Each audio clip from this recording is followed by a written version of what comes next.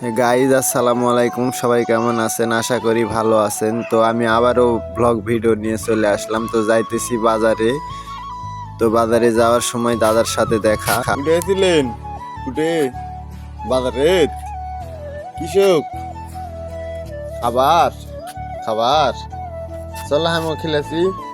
তো এটা আমার দাদা হয়। তো দাদা হচ্ছে কথা বলতে পারে না, অনেক বয়স হয়ে গেছে। তো তারপর স্ট্রোক করছে, স্ট্রোক করার পর আর কথা বলতে পারে না। তো যে যা পারে তা হচ্ছে দাদাকে খাওয়াই। তো দাদা খুব অসহায় লোক।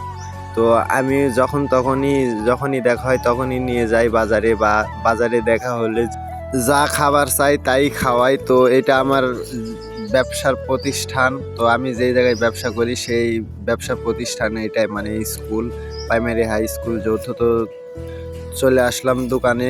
আসার পর দাদা হচ্ছে রুটি খাবে, রুটি আর চা। তো রুটি খাতে বসতে বললাম, তারপর চায়ের অর্ডার দিলাম। তো আমি হালকা পাতলা কিছু খালাম। তো আমি খাওয়ার জন্য অর্ডার দিলাম আপনার হচ্ছে পরোটা। পরোটা নিয়ে আসলো। তো একটা পরোটা আপনার 15 টাকা পিস। তো উপায় নাই, খাইতে হবে, বাসায় কেউ নাই। তো একটা পরোটার অর্ডার করলাম। তো দেখেন, পরোটা খাইতে খাইতে দোকানের ভিডিও করতেছি। আসলে এই দোকানটা হচ্ছে নওগাঁ জেলা, মান্দা থানা, গোপালপুর বাজার।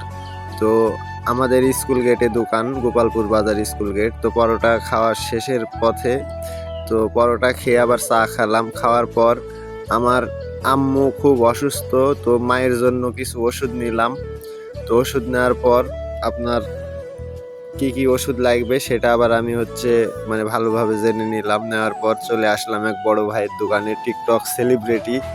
তো এই সেলিব্রিটি ভাইটা অনেক ভালো।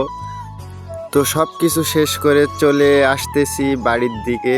তো বাড়িতে চলে আসছি, 1 মিনিটের রাস্তা আমার বাড়ি থেকে বাজারে, 1 মিনিট। তো ভিডিও ভালো লাগলে সবাই শেয়ার করবেন, লাইক করবেন। আজকে এই পর্যন্তই।